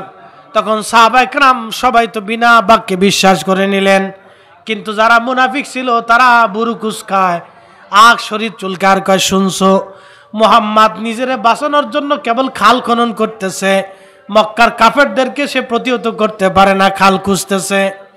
সে নাকি পারস্য বিজয় করবে, রোম সাম্রাজ্য বিজয় হবে, ইয়ামান বিজয় হবে। দেখছো মুহাম্মদও পাগল, মুহাম্মাদের সাথীরাও পাগল। সেদিন তারা বিশ্বাস করতে পারে নাই, কিন্তু ঠিকই হযরত ওমরের জামানায় রোম সাম্রাজ্য বিজয় হয়েছে। খালিদ বিন ওয়ালিদ রাদিয়াল্লাহু আনহু বিজয় হয়েছেন। খালিদ বিন ওয়ালিদের নাম ছিল সাইফুল্লাহ। কি নাম ছিল? সাইফুল্লাহ। এই আমার দিকে তাকান, এই সাইফুল্লাহর ব্যাখ্যা দিতেছি, জোরে বলেন কি নাম? সাইফুল্লাহ। সাইফুল্লাহ শব্দের অর্থ কি? আল্লাহর তরবারি। কার তরবারি? আল্লাহর তরবারি কোনোদিন পরাজিত হতে পারে? এজন্য উনি জীবনে কোনো যুদ্ধে পরাজিত হন নাই। জোরে জোরে, না আরো জোরে। ইন্তেকালের আগে উনি কাঁদতেছে, কেঁদে কেঁদে বলতেছে, আমি জীবনে এত যুদ্ধ করছি। খালিদ বিন ওয়ালিদের মতো ফিল্ড মার্শাল, ফিল্ড মার্শাল বুঝেন? বুঝাইতেছি, সেনাবাহিনীর ফিল্ড মার্শাল সর্বোচ্চ পদ, ফিল্ড মার্শাল। অর্থাৎ যুদ্ধক্ষেত্রে যারা বিরাট মার্গদর্শিতা রাখে, সেনাবাহিনীতে তাদেরকে ফিল্ড মার্শাল বলা হয়।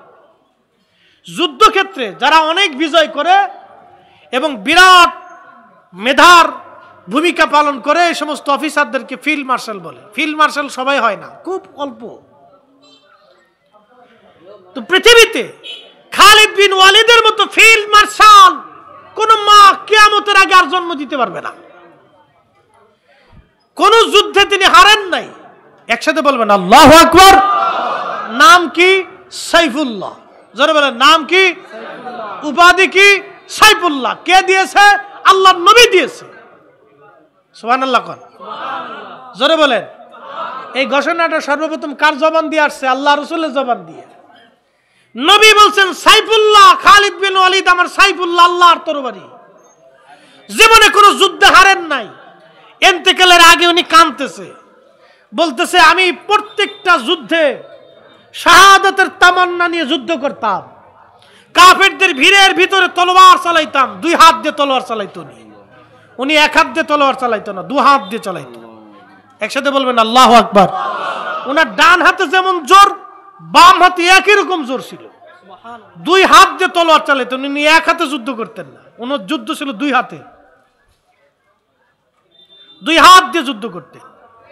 উনি বললেন যে আমার ইন্তেকালের আগে, বর্ণনাকারী বলতেছেন খালিদ বিন ওয়ালিদ কাঁদতেছে যে আমার শরীরের এমন কোনো জায়গা নাই যেখানে ক্ষত না আছে। হয় তলোয়ারের আঘাত, না হয় তীরের আঘাত, নয় বর্ষার আঘাত, নয় ছুরির আঘাত।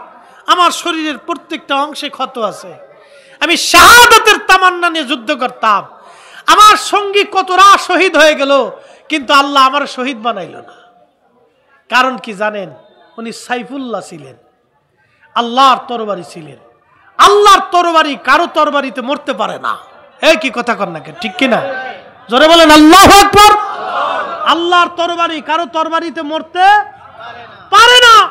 রাসূল তার জবান দিয়ে তাকে উপাধি দিয়েছে সাইফুল্লাহ। নবীর জবানের এত বরকত, জীবনের শেষ সময় পর্যন্ত তিনি এই সাইফুল্লাহ যুদ্ধের ময়দানে কোনোদিন হারেন নাই, মরেন নাই। আপনি আমি রাসূলের কথা নিয়ে, কাজ নিয়ে, জীবনী নিয়ে আমরা অনেক সময় বিতর্ক করি, ঠিক না। আল্লাহ রাসূলের শান নিয়ে কোনোদিন বিতর্ক করবেন না। উনি সব শানের ঊর্ধ্বে, আল্লাহর পরেই তার ইজ্জত। ওনার ইজ্জতের উপরে সৃষ্টিতে কারো ইজ্জত নাই। স্রষ্টার পরেই ওনার দাম। ওনার ইজ্জতের উপরে সৃষ্টিতে কোনো ইজ্জত নাই।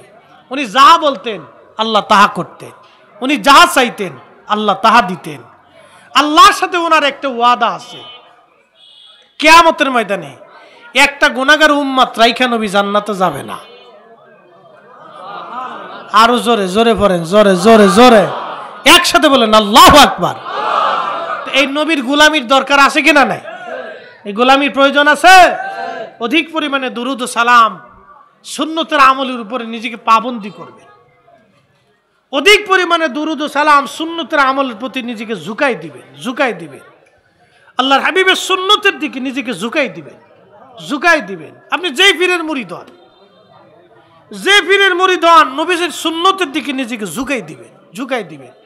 মোহাব্বতের দিকে নিজেকে রুজু করে দিবেন। আর যারা রাসূলের শানের বিরুদ্ধে বলে তাদের থেকে 100 গজ দূরে থাকবেন। আগুন থেকে যেইভাবে দূরে থাকেন ওখান থেকে তত দূরে থাকবেন। আল্লাহ রাসূলের শানের বিরুদ্ধে কেউ যদি বলে তো তার থেকে এত দূরে থাকবেন। তাকে সাহায্য করা, টাকা দেওয়া, বন্ধুত্ব করা, সম্পর্ক করা, মহব্বত করা থেকে দূরে থাকবেন, আগুন থেকে যেইভাবে দূরে থাকেন। এটা ভয়ঙ্কর। রাসেল ভাইপার সাথে ভয়ঙ্কর। এটা ও সবল মালে শেষ করে দিবে। ও নিজেও বুঝে না, ওর জাতিও বুঝে না। ও নিজেও বুঝে না যে নিজে ধ্বংস হয়ে গেছে, নিজেও বুঝে না। নিজেও বুঝে না যে সে নিজে ধ্বংস হয়ে গেছে, এটা বুঝে না। সে বুঝে না। সেদিন মুনাফিকরা বলল, যে ব্যক্তি কাফেরদের থেকে বাঁচার জন্য, মক্কার বাসীদের থেকে বাঁচার জন্য খাল খুঁজতেছে, সে বলে পারস্য বিজয় করবে, সে বলে রোম বিজয় করবে, তার বলে ইয়ামান বিজয় হবে। দেখছো, পাগল হয়ে গেছে। কিন্তু সেই দিন সাহাবায়ে কেরাম যারা খাল খুঁজতেছিলেন, তারা দৃঢ় বাক্যে, একবার বিনা বাক্যে, বিনা দলিল রাসূলের কথাগুলি ইয়াকিন করে কালবের মধ্যে নিয়ে সেদিন খাল খনন করে তারা সেদিন জীবন বাজি রেখে জিহাদ করেছিল, ঠিকই সেই মুজাহিদরাই সেই পারস্য সাম্রাজ্য, সেই রাম সাম্রাজ্য, সেই ইয়ামান তারা দখল করে নিয়েছিল। একসাথে বলা যাবে আল্লাহু আকবার। রাসূল করিমের প্রত্যেকটা কথা কবুল হয়েছে।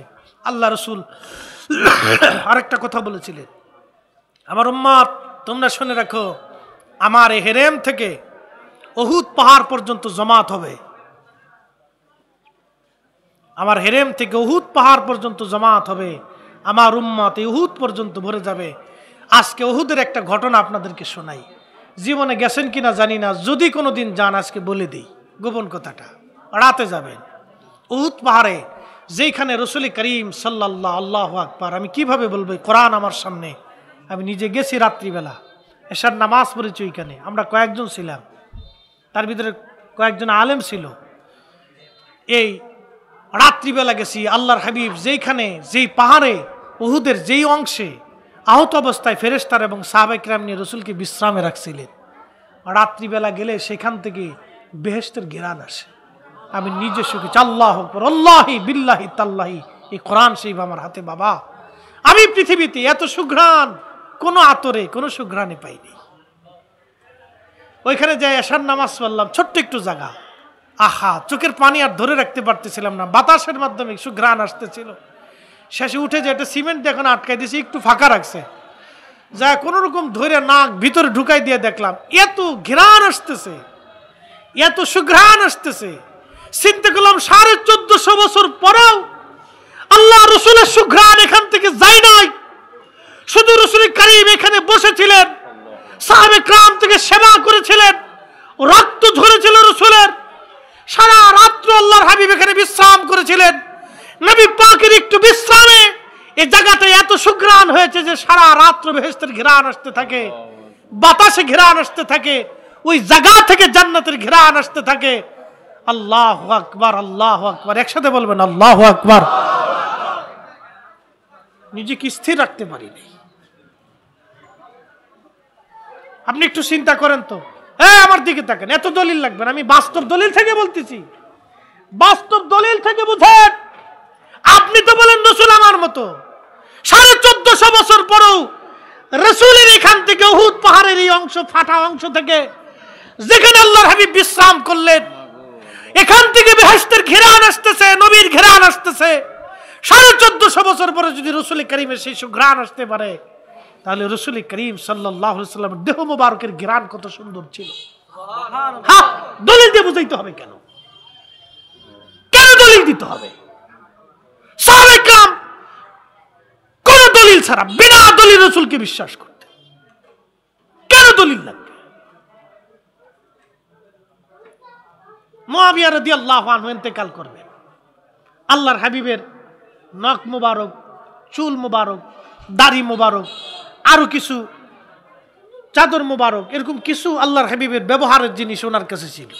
তিনি ওসিয়ত করলেন, আমার ইন্তেকালের পরে তোমরা আল্লাহর হাবিবের চুল মোবারক, নখ মোবারক আমার কাফনের ভিতরে দিয়ে দিবা। একসাথে বলবেন আল্লাহু আকবার, না আরো জোরে বলেন, আরো জোরে। কেন নিলেন? বরকতের আশায়। কিসের আশায়? বরকতের আশায় নিলেন, বরকতের জন্য নিলেন। সাহাবীরা যদি রাসূলের কাছ থেকে নবীজির নখ মোবারক, চুল মোবারক থেকে বরকত তালাশ করতে পারে, আমাদের বেলা আসলে খালি শিরকের মাসালা, কারণটা কি? এগুলি আমাদের এক ধরনের অ্যাটিটিউড, ধ্যান ধারণা খুব নিম্ন, সমাজে বিশৃঙ্খলা তৈরি করা, অশান্তি সৃষ্টি করা, তাছাড়া অন্য কিছু না। বাবাজি, আল্লাহর হাবিবের শান এগুলি বলে শেষ করার মতো না, শেষ করার মতো না। সময় আমার শেষ, আলোচনার একবারে শেষ প্রান্তে এখানে মিনিস্টার হুজুর কেবলা বসে আছেন, উনি নিজেও জানেন ওই জায়গার সুঘ্রাণটা কত মজবুত। আল্লাহু আকবার। রাত্রিবেলা জান্নাতের ঘ্রাণ আসে। আমি ঢুকতেছি তো পাকিস্তানি একটা ছেলে বলতেছে যে হুজুর উপর থেকে ওখানে যান। আমি বললাম রাত্রে এখন যাওয়া যাবে? হ্যাঁ হ্যাঁ যান, আমরা যান, বেহেশতের ঘ্রাণ আসে। আল্লাহু আকবার। উর্দু ভাষায় বলতেছে বেহেশতের ঘ্রাণ আসে। সত্যি সত্যি যায় দেখলাম আসলেই জান্নাতের ঘ্রাণ রাত্রিবেলা আসে। দিনে আমি একবার গেছি, দিনে পাইনি, কিন্তু রাত্রিবেলায় ঘ্রাণটা আমি পাইছি।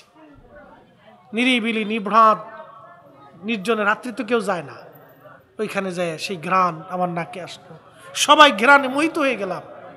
এশার নামাজ পড়লাম, দোয়া করলাম, ওখানে দাঁড়ায় মিলাদ শরীফ পড়লাম।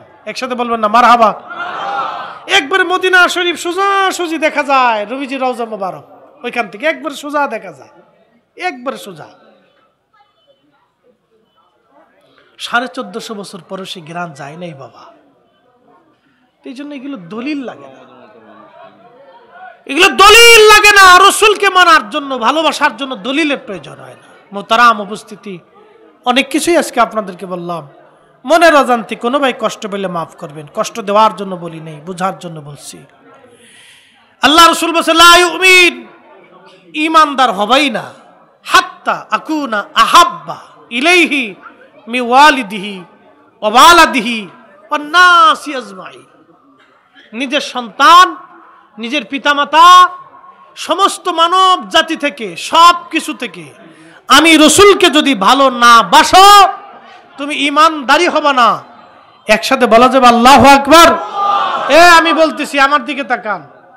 আপনারা সন্তানকে নিজের জীবনের চাইতে বেশি ভালোবাসেন, কি কথা কন, ঠিক কি না? সন্তানকে নিজের জীবনের চাইতে বেশি ভালোবাসেন। হুজুরকে আপনারা শ্রদ্ধা করেন। এখন হুজুরে আপনি দাওয়াত দিয়ে নিয়ে গেলেন বাড়িতে, দাওয়াত দিয়ে নেওয়ার পরে হুজুর যদি আপনার সন্তানের গলার মধ্যে ছুরি ধরে, মানবেন? হুজুরে তো আপনি পীর সাহেব হুজুর মানেন, খুব মহব্বত করেন, হুজুরের কাছে বায়াত নিছেন, কিন্তু হুজুর যদি গলার মধ্যে ছুরি ধরে তোর ছেলের এখন মেরে ফেলবো, আপনি মানবেন না। কারণ আপনার কলিজাতে সন্তানের মহব্বত বেশি।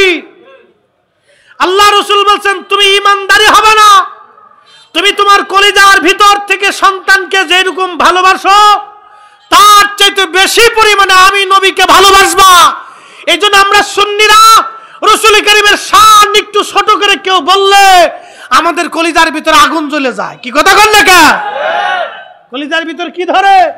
আগুন ধরে। আমরা বরদাস্ত করতে পারি না, আমরা সহ্য করতে পারি না। আব্বাসী হুজুর মাঝে মধ্যে কাফের ফতোয়া দেয়।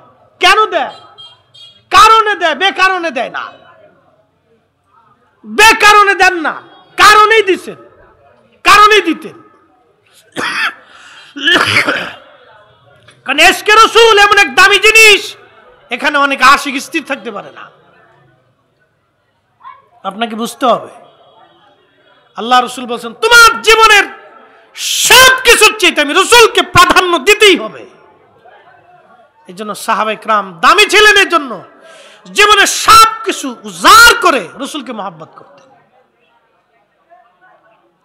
এক সাহাবী আসলেন, সহিহ মুসলিমের হাদিস, এমন একটা চাদর, সবুজ চাদর, নকশা করা একখানা চাদর আনলেন। জান্নাতের পোশাক কিন্তু সবুজ, এটা মনে রাখবেন।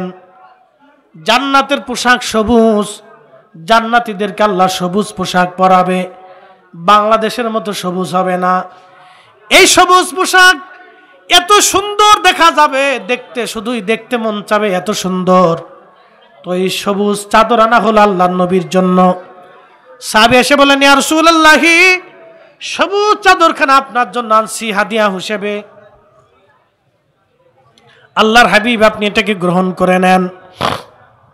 আল্লাহর হাবিব চাদরখানা নিলেন, আল্লাহর নবীজির গা মোবারকের মধ্যে চাদর ঝুলাই দিলেন। আর এক সাহাবী এসে বলতেছে ইয়া রাসূলুল্লাহ, আপনি দয়া করে আমাকে চাদরখানা আমাকে দান করে দেন। আল্লাহর নবীর অভ্যাস ছিল কেউ কোনো কিছু দান চাইলে আল্লাহর নবী তার শূন্য হাতে ফিরাইতেন না, কিছু না কিছু দিয়ে আল্লাহর নবী বিদায় করতেন। শরীর মুবারক থেকে চাদরখানা নামাইয়া রাহমাতুল লিল আলামিন নবীজি ওই চাদরখানা বিছাই সাহাবীকে দিয়ে দিলেন। অন্যান্য সাহাবীরা রাগান্বিত হয়ে গেলেন ওই সাহাবীর উপরে। সাহাবীরা তাকে টেনে নিয়ে বলতেছ, আল্লাহর বান্দা, তুমি কি জানো না আল্লাহর নবীর চাদরের খুব প্রয়োজন? তুমি কেন দান চাইলাম? তুমি জানো যে রসুলের কাছে চাইলে নবী দিয়ে দিবে, তুমি কেন চাদরখানা নিলা?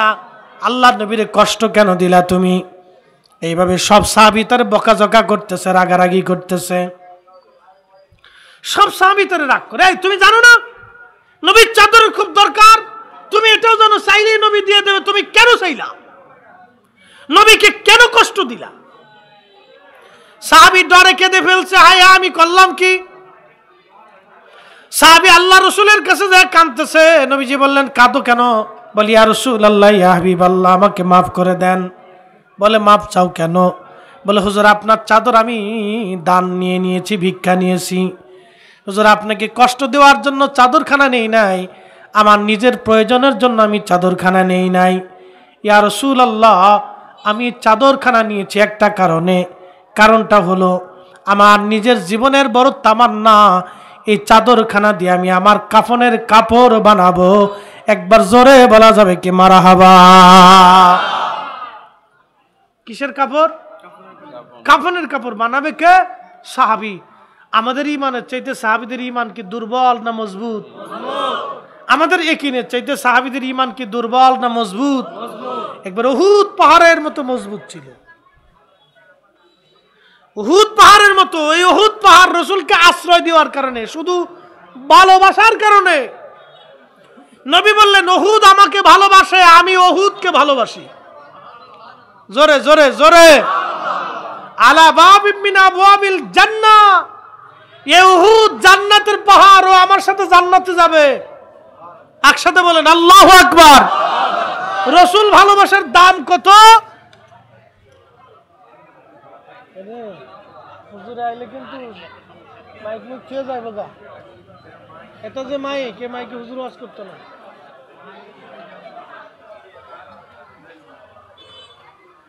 আমার দিকে তাকান।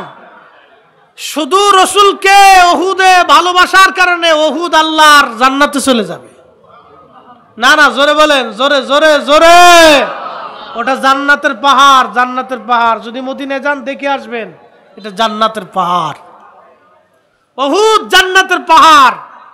শুধু আল্লাহ রাসূলকে মহব্বত করার কারণে উহুদ জান্নাতে চলে যাবে। অতএব মহব্বতের দামটাকে ছোট করে দেখার সুযোগ নাই, এটাকে কোনো মতেই দেখার সুযোগ নাই। এই জন্য অনেকেই আল্লাহর হাবিবের নাম মুবারক নিয়ে চুমা খায়। খায় কি খায় না? চোখে চুমা খায়। অনেকেই পছন্দ করে না। আপনার পছন্দ অপছন্দ দিয়ে আমাদের কিছু যায় আসে না। এটা আল্লাহ রাসূলের মহব্বতে দেওয়া হয়। কি কথা কন নাকি? ঠিক কিনা? ইমাম জৈনুদ্দিন শামী ফতোয়া শামীর কিতাবুস সালাতের বাবুল আযানের ভিতরে তিনি মাসালা লিখছেন। এটা রাসূলের মহব্বতে দেওয়া হয়। আপনার পছন্দ হলেই কি ছাতা, না হলে কি? আপনার পছন্দ অপছন্দ দিয়ে রাসূলের মহব্বত চলে না। কি কথা কন নাকি? ঠিক কিনা? রাসূলের মহব্বত। এগুলি মাসালা নিয়ে আমাদের দেশে অনেক ঝগড়া করে, অনেকে বেহুদা ঝগড়া করে। মক্কা মদিনাতে যায় দেখেন কোনো ঝগড়া নাই, যার যার মতো শেষে করতেছে। আমি আর কথা বাড়াবো না, এশারক্ত হয়ে গেছে। আমার কথা যদি বুঝে থাকেন, আল্লাহ আমাদের প্রত্যেকের আমল করার তৌফিক দিক, বলে না আমিন। তাহলে দুনিয়াতে আসছে, আবার চলে যাব। দুইটা জিনিস নিয়ে যেতে হবে। এক নম্বরে ঈমান, দুই নম্বরে আমল। এক নম্বর ঈমান, দুই নম্বরে আমল। আল্লাযী খালাকাল মাউত ওয়াল হায়াত, আল্লাহ হায়াত এবং মউত দুটাকে সৃষ্টি করছেন লিয়াবলুয়াকুম, পরীক্ষা করার জন্য। আইয়ুকুম আহসানু আমালা, কে ভালো কাজ করবে, কে ভালো আমল করবে, আল্লাহ সেটা দেখবে। আপনি কোন দল, আওয়ামী লীগ, বিএনপি, জামাত, জাতীয় পার্টি, অমুক পার্টি, তমুক পার্টি, এগুলি আল্লাহ দেখতো না। আল্লাহ দেখবে আহসানু আমালা। কোন ফিরের মুরিদ, আল্লাহ এটা দেখতো না। আল্লাহ দেখবে আহসানু আমালা, কে ভালো আমল করছে, আল্লাহ এটা দেখবে। অতএব ভালো আমল আপনারা করবেন, ভালো কাজ আপনারা করবেন। এমন জীবন করিয়ে গঠন, হাসিবে তুমি কাঁদিবে ভুবনে। যুবক, আপনাকে বলতেছি, হাফ প্যান্ট পরে রাস্তা দিয়ে হাঁটেন, কোনো লাভ নাই। কি কথা কন না কে? নতুন ফ্যাশন বের হয়েছে, ও সকালবেলা হাফ প্যান্ট পরে রাস্তা দিয়ে হাঁটে আর বিরাস ফায়ার করতে থাকে, বিরাস চিপতে থাকে। আধা ঘন্টা লাগে তার বিরাস করতে আর মুছতে, আর পরিষ্কার হইতে আধা ঘন্টা চলে যায়। রাস্তা দিয়ে হাফ প্যান্ট পরে সকালবেলা হাঁটার বিরাস করে। ও ভাবে যে আমি বিরাট বড় লাট সাহেব, ওসি সাহেব, ডিসি সাহেব হয়ে গেছি, বিরাট কিছু হয়ে গেছি সমাজের। এগুলি দিয়ে শোনেন, মানুষের প্রশংসা পাওয়া যায় না, দোয়া পাওয়া যায় না। আপনি দোয়া কখন পাবেন? আপনার গ্রামে দেখেন গরিব মানুষ কি আছে, দরিদ্র কি আছে, যে টাকার অভাবে চিকিৎসা হতে পারে না, আপনি তারে নিয়ে একটু ভালো চিকিৎসা করায় দেন। যে ভালো খাইতে পারেন, এরকম বহুত মুরব্বী আছে, তার ঘরে একটু ভালো গোপনে কিছু খাবার দিয়ে আসেন, তারে নিয়ে একটা ভালো হোটেলে খাবার খাওয়ান, নিজের বাড়িতে এনে রান্না করে খাওয়ান। ও মুরব্বী সারা জীবনের জন্য আপনার জন্য দোয়া করবে। এগুলি ভালো কাজ, এগুলি করেন, এগুলি করেন। হাফ প্যান্ট পরে রাস্তাতে ঘুরলে আপনার হবে কি? মরার পরে মানুষ থুতু ফেলবে ধরে এটা বিয়াদবা ছিল। বহু বেয়াদব উশৃঙ্খল কবরে চলে গেছে, সাথে কবরের পাশে কেউ যায় না। বহুত নেতা এমপি মন্ত্রী এমপি মিনিস্টার ওসিডিসি এসপি কবরে চলে গেছে, কবরের পাশে আজ কেউ যায় না। কি কথা কন না কা? কিন্তু আল্লাহর ওলি ঘুমাই রয়েছেন, ওনার মাজারের পাশে মসজিদ হয়েছে, মাদ্রাসা হয়েছে। কি কথা কন না কা? কিন্তু আল্লাহরে খুশি করে গেছে, খুশি করে গেছে, এই জন্য মাদ্রাসা হয়েছে, মসজিদ হয়েছে, দোয়া হয়। এগুলি করে যান, আমার শেষ কথা, এগুলি করে যান। ওই হাবি যাবি হাফ প্যান্ট ফুল প্যান্ট জিন্সের প্যান্ট সিরা প্যান্ট কাটা প্যান্ট এবারে ফাড়া এবারে সিরা, মনে যেটা ভিক্ষে ফইন না ভিক্ষে সাবারিছে বোঝা যায় না। এনতে সিরা এনতে ফাটা। আমরা দেশের বেটিরা হন হাফ প্যান্ট জিন্সের প্যান্ট পরা ধরছে, ওরা জিন্সের প্যান্ট পরে শার্ট গায়ে দেয়। আবার কোন সিস্টেম কি সিস্টেম, নতুন নতুন বুরকা সুরকা এবারে ফাড়া এনতে সিরা এনতে সাটা এনতে কাটা, এগুলি পরে বেটি মনে করছে আমার বিশ্ব সুন্দরী দেখা যায়। মহিলা, তোমার এই সুন্দরীত্ব দিয়ে কি হবে? তোমার এই সোলা কলার পিছনে খালি মাসি ভন করে। বিয়ে করার সময় ঠিকই পুরুষ মানুষ তালাশ করে, আব্বা মেয়ে পর্দা পশিতে করে কিনা একটু ভালো করে দেখে বুঝাইছেন। কি কথা কন না কেন? তখন কিন্তু মেয়ে বালা খুঁজে, তখন কিন্তু ছেলে কয় না আব্বা যে ছেড়ি প্যান্ট পরছিল জিন্সের প্যান্ট ওইটা খুঁজে নিয়ে আসেন, এটা কয় না। কি কথা কন না কেন? এটা কয় না। তো নারী ও জিন্সের প্যান্ট ফুলবের প্যান্ট আরা ভাড়া সিরা পরা পরে মনে করছে আমি বিরাট বড় সুন্দরী, একবারে বিরাট কিছু করে ফেলছে। এতে কিছু হয় না বোন। পর্দায় নারীর সৌন্দর্য, নমাজে নারীর সৌন্দর্য, ইবাদতে নারীর সৌন্দর্য। আল্লাহ আমার প্রত্যেক মা বোন ভাইদেরকে বোঝার তৌফিক দিক। আসসালামু আলাইকুম ওয়া রাহমাতুল্লাহি ওয়া বারাকাতুহু।